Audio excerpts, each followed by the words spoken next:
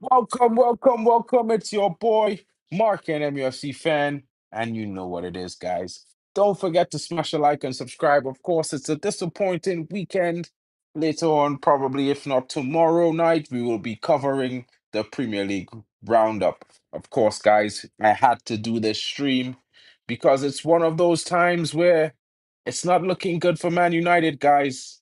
It's not looking good for Man United. And when I say to you guys, it's not looking good, it's really not looking good. And it c- it's stressing me out, guys. I'm a really positive guy, and this thing is messing with my head. The performances have not been great, and they're going from not good to worse. It's not looking good.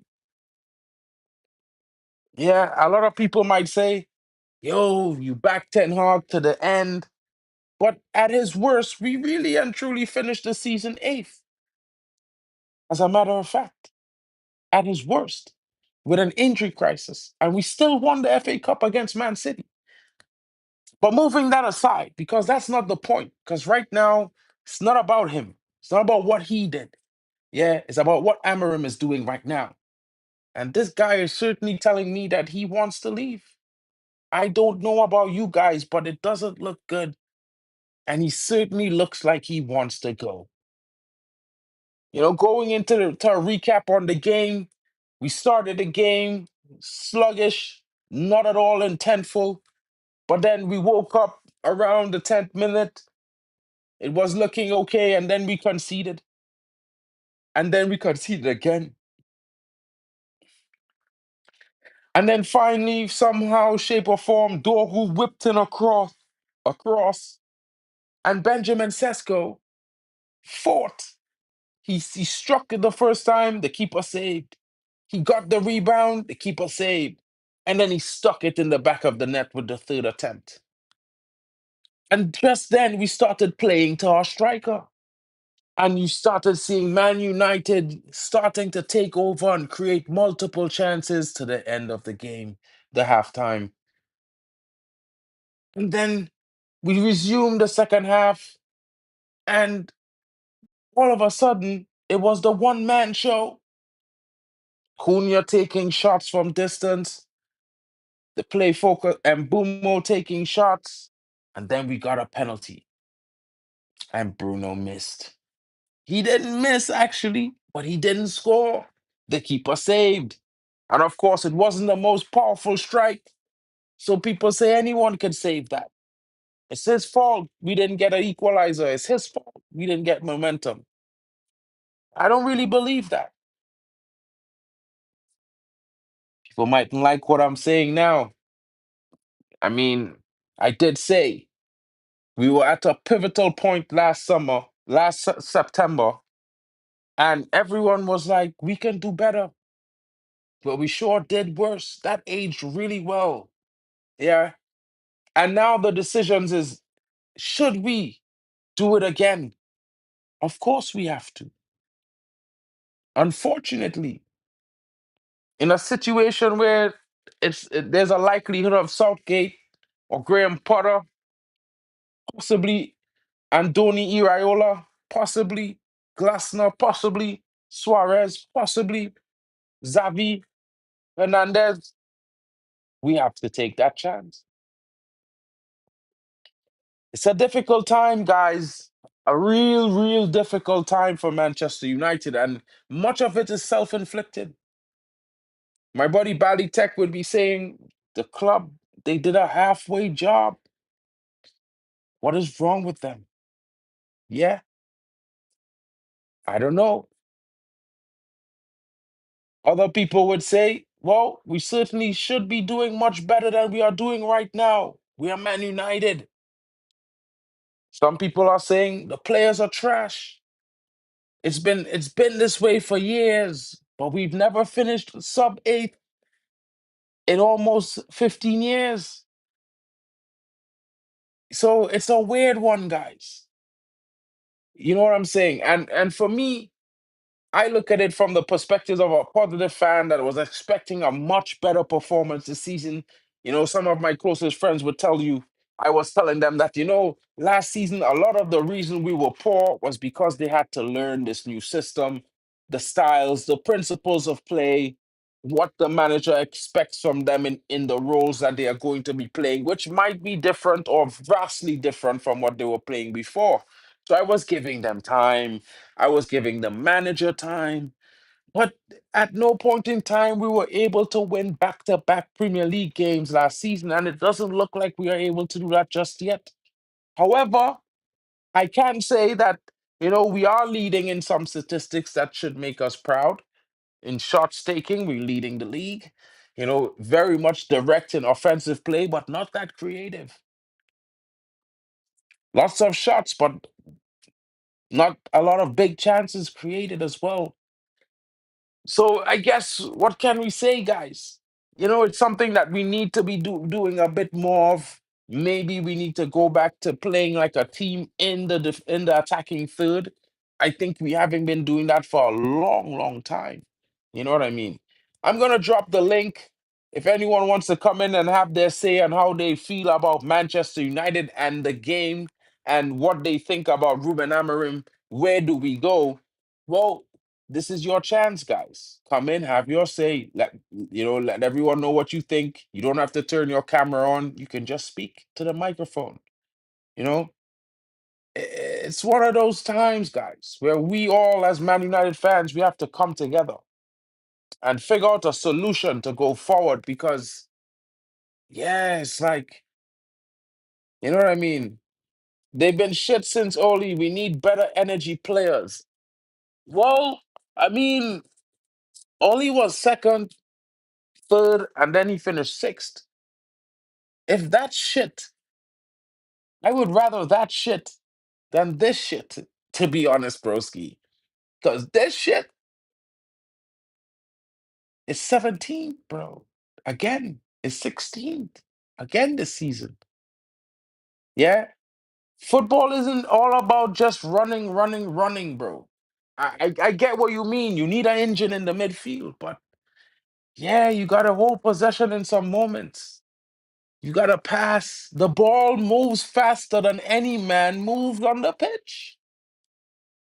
So if a guy is on the ball cannot move as fast as he's moving, but the play could move faster if you pass it.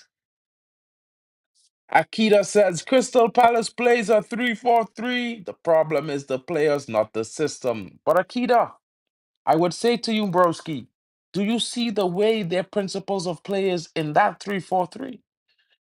They have a systematic way that they attack. Man United does not.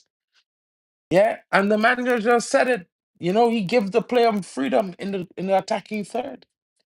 So while we play a structure in the build-up, we play a structure throughout the rest of the pitch. There's no structure in how we get goals.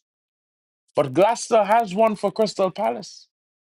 It's clear to see, and they have three go-to options three go-to plays, set plays that they make to get goals. Yeah, but Mapuka, Bruno is not a 8, bro. Let me be real. He's the best number 10 that we have. Let's be honest about life. Yeah. And this is the biggest problem. Being honest with the fact that, yeah, we did buy Cunha and yeah, we did buy Mbumo, but the best number 10 in this team is still that brother wearing number 8. He should not be in the 8. And while I will say to you guys, maybe we should have sold him for 150 mil. This manager played him in the 10 all of last season, begged him to stay, and then put him in the 8. Nothing is more criminal than that, guys. That is the worst I ever see. Because let me ask you this, guys. We were praising this guy for what? Attempting to play his style with what he had available to him last season. But if Bruno was in the 10 last season, why is he in the 8 this season? This is not what we were building up for last season. So where's the progression? Where? We wasn't even playing the same way in preseason. And where Bali Tech, boy? Bali Tech should be here, bro, because Bali Tech duly noted that we were playing through the midfield in preseason and everyone was finding each other. But right now we are avoiding the midfield. We're going over to the side, over the top, and around it. We're not really going through it. So it begs the question, guys. Yeah. What is really this manager doing? Because we can sit here and say these players are shit today, tomorrow, Thursday, Friday, Saturday. Yeah. And we could say it again all of next week and the week after and the week after that. But let me ask you a question, really and truly. Yeah. Why does this guy always change the team that wins? Whether or not we had injuries, because remember carefully, guys, this is not the first game we was going into after winning. And in the last game, he started that we won earlier this season. He started that team and then he went into the following game with a different team. It does matter, bro. Yeah, like listen, like I understand the whole ideology, but listen, not every team need every player to press, and of course, Bruno is not the most physical guy. He does ride a tackle, he does make challenges and all these things, but you know the referees like to give this guy yellow cards very easily and quickly to get him out of the game. So this is why I would avoid putting Bruno in a situation where you have to be overly combative. I think it's common sense. I think it's the only simple logic. You don't need a book for that. Yeah. He is better in the attacking third. He has a better vision, better passing range than any player that we currently have right now. So why put him in the eight where he have to be combative? He have to run, tackle, defend. But at the end of the day, he is still the man creating the most for this team. Take that. But we need goals, bro. Yeah? We need, bro, goals. So at the same time, Rooney is a beast, generational talent, generational monster at different time, broski. Mapuka, my brother. These brothers growing up nowadays, they didn't have that in them, bro. Let me be honest. We grew up in the times where it was the school of the hard knocks. These brothers growing up in the times where it's the school of the well, I don't know how to put it, not the exceptional, but the you know the entitled. It had to be the school of the entitled right now, not the school of the hard knocks, because these brothers soft. They don't have that drive. They don't have it. Most of these brothers don't have the drive. Bruno might have the drive. You can see for the last 5 seasons, his numbers show the drive he have. We cannot put it and just say it's GA, bro. Because he had to play well in them moments and to score goals and create the goals he create over the 5 years. So understand what I'm telling you, bro. He is not the best number eight, but he's a better number 10. So the biggest problem for me is that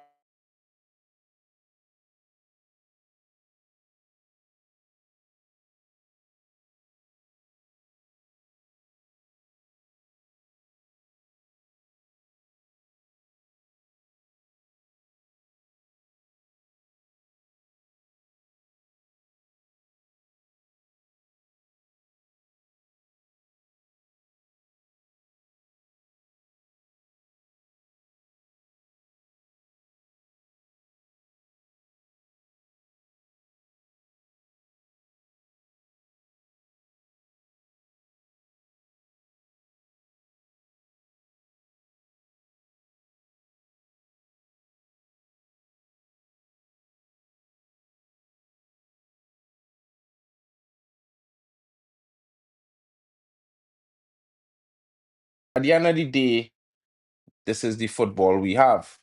You understand? But right now, A lot of what we expect of these players, they don't really offer. Because, all right, I think this just the fact that we fans make a statement like Ahmad is our best attacking player. I think that alone shows how desperate we are for something and for light to guide the way. Because let we be real, bro. Let we be real and honest. He is, you know, Mason Greenwood. Man might not want him play for Man United, but he put up 39 GA last season, King. Understand what I'm telling all you? So, and last season he had put up 21. So it's head and shoulders. We need the best, the very best. And sometimes the best players is not the nicest guys. There's not the Ken and Barbie.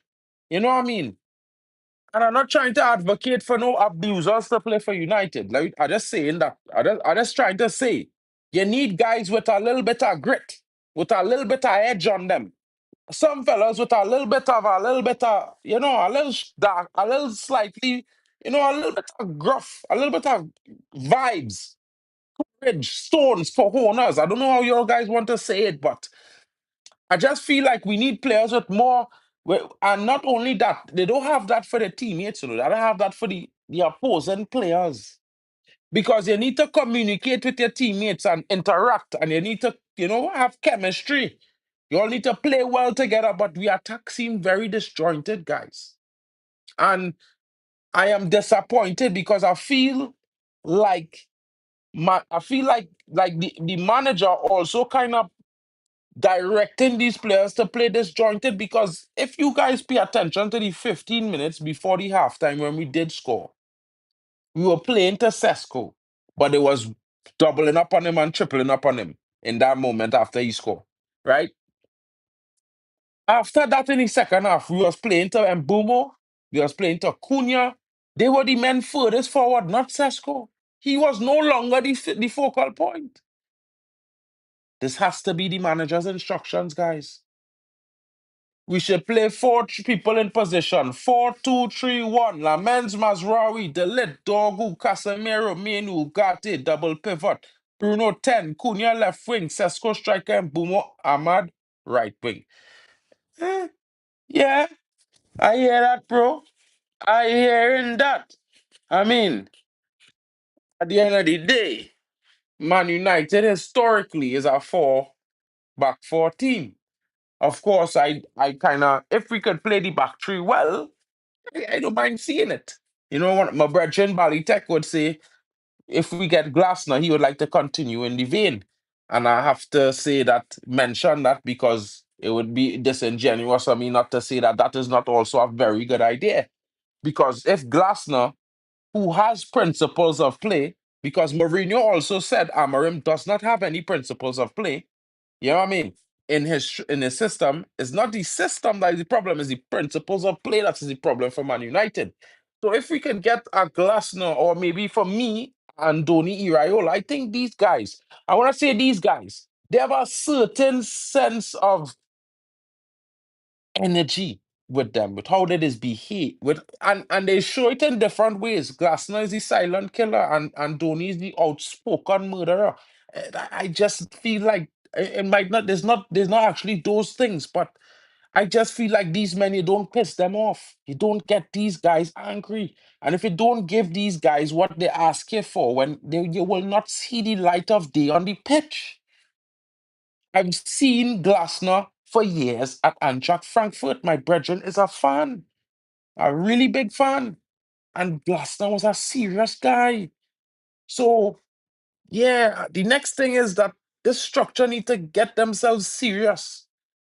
Guys, I don't know about you, but Ineos is the biggest problem because they rushed into this decision and they put us in this mess. If we get relegated, we only have one people to blame. Any us. Because Ineos is in charge of the footballing direction of Man United. The Glazers have not been in charge for the last 18 months. It has been their decisions when it comes to football. So the Ineos structure and Omar Barada and Jim Ratcliffe and these guys, they would need to hold it because these guys fired Dan Ashworth. And guys, I had to hold a L because I was hating on Dan Ashworth. And then I found out Dan Ashworth was the man who was telling the board, we need to back Eric Ten Hag. Not because he was having a poor season, not because, but because he needed these certain amount of players in season two after coming third and playing two cup finals, and he only got a midfielder and a young striker when we clearly needed defenders and midfielders. And he earned it. Yeah. So you gave it to him in in the third season. But before they could play for him, because he literally had 3 games with Ugarte, Delit, and Mazraoui, because let's remember Euro was injured in preseason. And one and what 3 games with Joshua Xerxes, and he was sacked. We didn't even give him 6 months to get the team working that he was waiting on. So that he was sacked, he wasn't backed. Yeah. And this Ineos structure, they're backing halfway. Halfway. They're moving like them men with them small wood. They could only go in halfway. You know what I'm saying? And I know the ladies. Yeah, but what I could tell all here is this. When you look at how they treat Amorim, they ain't gave nothing in January. When they fought, they tell him, hey, it's either you come in here now or don't come at all, bro. Yeah, I would tell him. And they bring him, and in January, they ain't gave nothing. They could have gave him 50, they could have gave him a 15 million pound Turkey, because that's how much he was on a release clause in January, 15 million pounds. They could have given him, couple other players in January. They said, nah, we go buy in the summer. Yeah. And then they spend 7 weeks trying to shop for Mbumo. Yeah. They spend 63 million pounds on Matthias Cunha.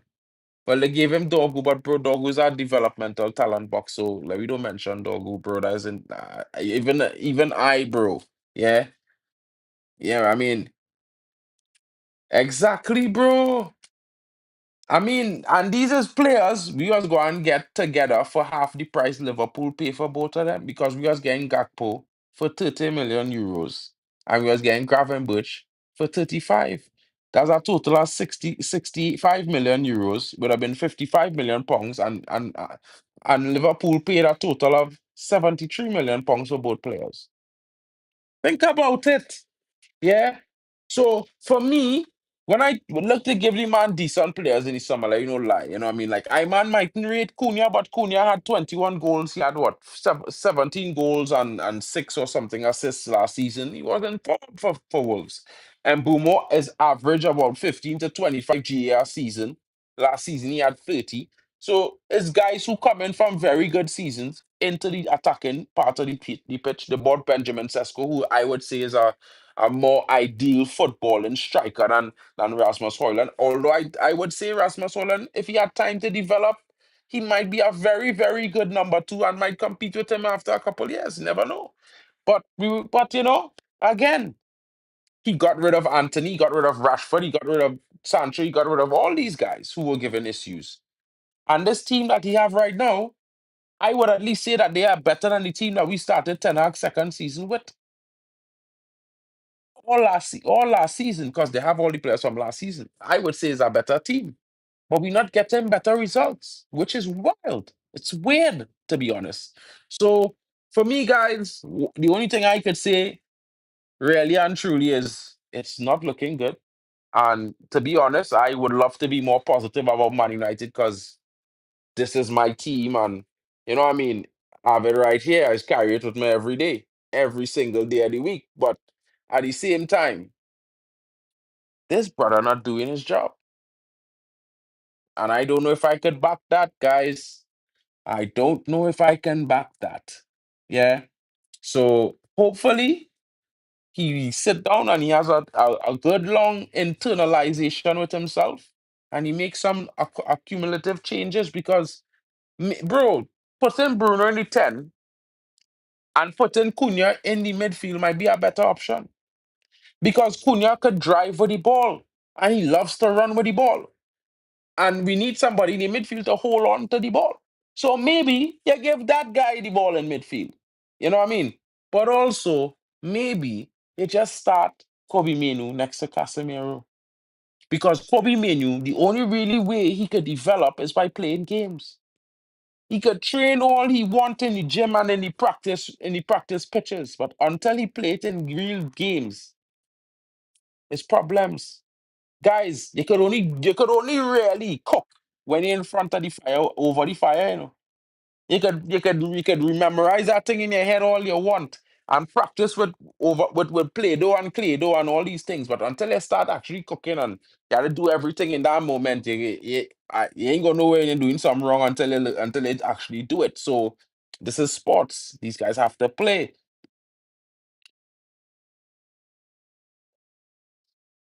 For me, even if you fire Coach Baliba, Wharton, Anderson, and Coney, but bro, I mean, it is what it is. I wouldn't be so rushing to buy Anderson because I think Kone is everything you want in Anderson, to be honest. I hear you with Morton. I would like to get him and more him because I think that this young fella that we just buy from Colombia is the believer. Because I have seen some of his games. He's an interesting player, very combative, very physical, and he's very good on the ball. And he's a leader. So we will see. I mean, we still should get Belieber, you know what I mean? But definitely, we need to get Bruno in the 10, guys. We need to get serious about life. Too much people want to criticize Bruno every day because they find this and they find that, but realistically, come on. When a guy getting 40 GA almost every season for the last 5 years for your team, you don't really want to move him from that position. You rather move everyone else around him. Because then could add to that 40 GA that he given you already. You understand what I'm saying, guys? It kind of simple, common sensical, eh? You know what I mean? Bro, he wants to get sacked in the Europa League final, broski. I'm telling you guys, he wants to. Bro, he sabotaged the final. So we don't win. He talk about it. We don't need to win no cups. It don't make a difference. Since then, he want to get sacked. He begging for the sack, bro. And they just won't sack the guy. I don't know why. The guy they shouldn't have sacked, they sack, but the guy they should sack, they don't want to sack. It's crazy. It's crazy, guys. But anyway, you know what I mean? Hopefully, they'll figure something out about this situation. Hopefully, we don't have to be forced to take matters into our hands as a fan base. Because if we do, it will get long for them, and they will all have to go. They all would have to go with Amorim. It will be sack everyone, Amorim and all above. You know what I mean? Maybe not the DOF and these guys. Maybe we could hold on to them and give them a new ownership. But yeah, we had to sack all the owners one time too. If Amorim sacking, the owners had to go too. Yeah. Yeah, they would. I think if they sack him now, it would be 12 million pounds, and I think if they sack him in November, it would be 8. So I guess we are waiting on the international break in November. Long days, guys. Long days. I'll catch you guys tomorrow, or you know what I mean. We're gonna have the Premier League roundup. We will definitely be there for that. So I hope you guys come through. We'll be reacting to all the games around the leagues. I'm supposed to have an Arsenal fan, a Liverpool fan, and some Chelsea fans as well joining me. Hopefully, we can have some good banter going because we all lost this weekend. Yo, bro, is this is not even a serious thing, bro. And I don't believe this because I've seen this guy play the 3-5-2, and I've seen him play a 4-1-1, a 4-4-1-1, or something like that. I believe I've seen him play that at Sporting. So I don't think he can't play other formations. I think the problem is the players, where he puts in the players. I think his biggest issue is he moved the players around too much. Yeah, I think Bruno needs to go in the 10. I think he needs to slot Bruno, Casemiro, and Mainoo together.